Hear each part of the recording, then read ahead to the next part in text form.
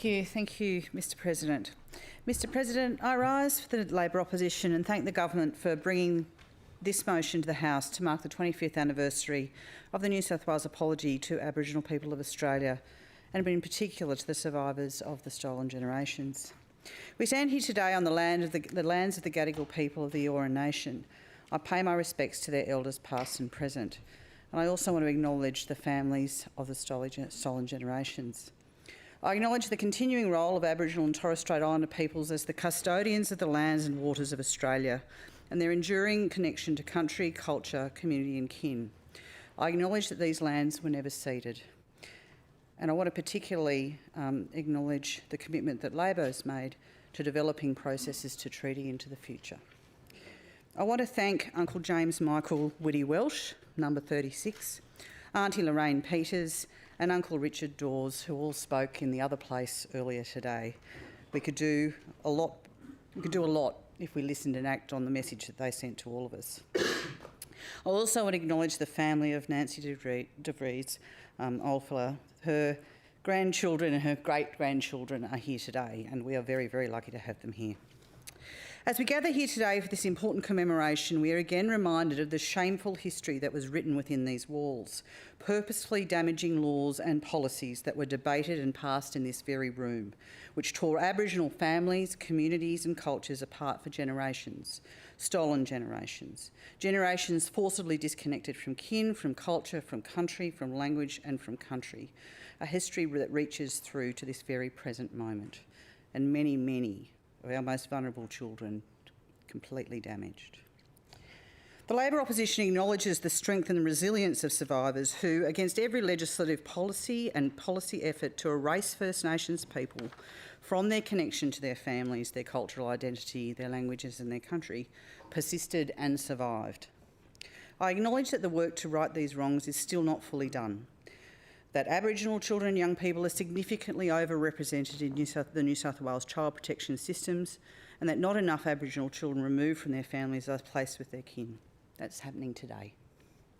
25 years ago, in response to the Bringing Them Home report, the Honourable Bob Carr, Premier of New South Wales, stood in the other place to unreservedly apologise to Aboriginal people for the systemic separation of generations of Aboriginal children from their parents, families, communities and country. On behalf of Labor today, I restate and reaffirm that unreserved apology. I say sorry to the Aboriginal people of Australia, of New South Wales and Australia for the systemic injustices of separating Aboriginal children from their families. I apologise for the role of government in those injustices and the continued pain and suffering caused to Aboriginal people across New South Wales and Australia. Bringing Them Home was a landmark report. Its inquiry was commissioned to trace the past laws, practices and policies which resulted in the stolen generations and examine the need for changes within the current laws, practices and policies.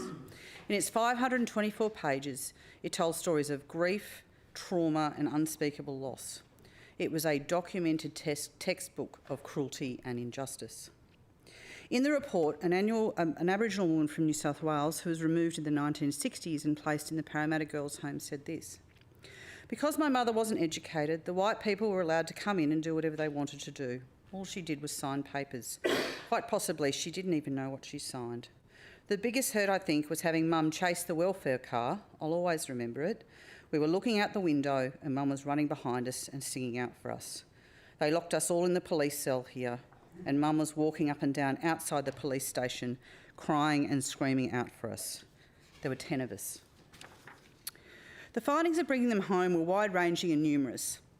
It told that in 1883, the Aborigines Protection Board was established in New South Wales to manage the reserves to which Aboriginal people were forcibly and arbitrarily removed from country and to control their lives. By around 1890, the Protection Board had created a policy to remove children of mixed descent to the non-Indigenous population. This practice continued and was eventually made legal by the Aborigines Protection Act in 1909, which gave the board power to, quote, "assume full control and custody of the child of any Aborigine if a court found the child to be neglected."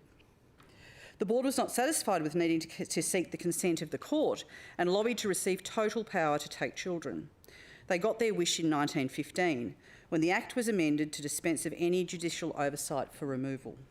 The same amendment also removed the minimum age at which Aboriginal children could be apprenticed. Rather than neglect, common reasons cited for children being removed included being Aboriginal, to send to service, and being 14 years old. What followed was decades of widespread and systematic removals, where it is estimated that as many as 1 in 3 Aboriginal children were removed from their families. Some children were adopted by non-Indigenous families, others were sent to children's homes. Many endured significant abuse and maltreatment. From these homes, children were often indentured into domestic service. I acknowledge the persistent and effective campaigns of Aboriginal resistance, particularly through the late 1920s and 30s in New South Wales.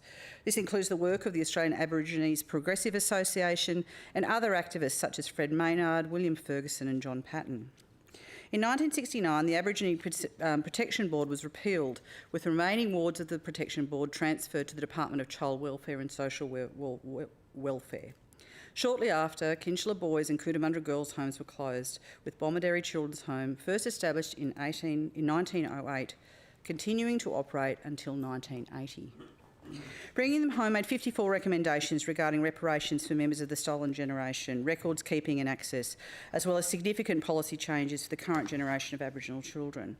20 years after bringing them home, the Aboriginal and Torres Strait Islander Healing Foundation found that no sustained system had ever been put in place to monitor the implementation of the recommendations, and that the majority of the report's recommendations were never implemented. This has caused further trauma and distress to the survivors of the stolen generations and their families. In 2008, Prime Minister Kevin Rudd made a formal apology to Aboriginal and Torres Strait Islander peoples, specifically those who had been impacted or had survived the policies and laws that led to the stolen generations. In 2016, I'm very pleased that a committee of this place released their report, Unfinished Business, which actually did try to monitor what had been done. It made 35 recommendations regarding reparations to members of the stolen generations. Most recommendations were accepted or accepted in principle by the government. I acknowledge the New South Wales Stolen Generations Reparations Scheme and Funeral Assistance Fund that's been established in New South Wales, the funding for collective healing initiatives and the work of the Stolen Generations Advisory Committee to oversee the implementation of the unfinished business recommendations, which has now been extended until May next year. Labor shares the government's commitment of implementing the recommendations of unfinished business and ensuring members of the stolen generations can access reparations. Mr President, I'd like to finish by discussing the substantial work that is not yet done in New South Wales to address the hurt and continuing trauma caused by the policies and laws that led to the stolen generations. The recently revised National Agreement on Closing the Gap contains urgent targets that must be taken very seriously in New South Wales, including regarding the health, wellbeing, cultures, economic participation, housing and education of First Nations peoples. Importantly, the Closing the Gap targets also address reducing the overrepresentation of Aboriginal children and young people in the criminal justice and child protection systems, something that's specifically identified in the Uluru Statement. To address each of these areas, it is urgent and crucial that all governments afford appropriate funding, respect and self-determination to First Nations communities themselves to meet the needs of their communities. Time and again, Aboriginal community control organisations demonstrate that they are able to deliver extraordinary outcomes when provided the funding and the independence they need. We should trust them and empower them to do that work. That is what self-determination is. While overall in New South Wales, the number of children in out-of-home care has been decreasing, this isn't the case for Aboriginal children. Despite representing just 6% of the population of children in New South Wales, Aboriginal children make up 43% of the children in out-of-home care, a proportion that has consistently increased during the last decade. Professor Megan Davis's report, Family is Culture, told the contemporary stories of Aboriginal children and young people who have been removed from their families. This report contains shocking and serious findings and made important recommendations. The government must implement the Family is Culture recommendations as a matter of urgency.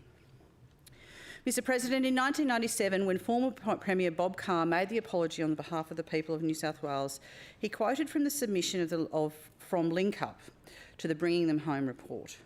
Link Up, the organisation devoted to reuniting Aboriginal families in this state and throughout Australia. And in the Bringing Them Home report, Link Up said this: "We may go home, but we cannot relive our childhoods. We may reunite with our mothers, fathers, sisters, brothers, aunties, uncles, communities, but we cannot relive the 20, 30, 40 years that we spent without their love and care. And they cannot undo the grief and mourning that they felt when we were separated from them. We go home to ourselves as Aboriginals, but this does not erase the attacks afflicted on our hearts, minds, bodies and souls by caretakers who thought their mission was to eliminate us as Aborigines. The impact of removal of Aboriginal children from their families continues to cast a long shadow on us all. Thank you to the survivors of the stolen generations who continue to provide wisdom and relive your most traumatic experiences to light the way for healing and reconciliation. Your generosity remains outstanding and incredible to all of us. Today you have come to demand to this place to remember, but also to demand better. And we hear you, we respect you, and we commit to you that we will do better. Thank you. Mr. President, I move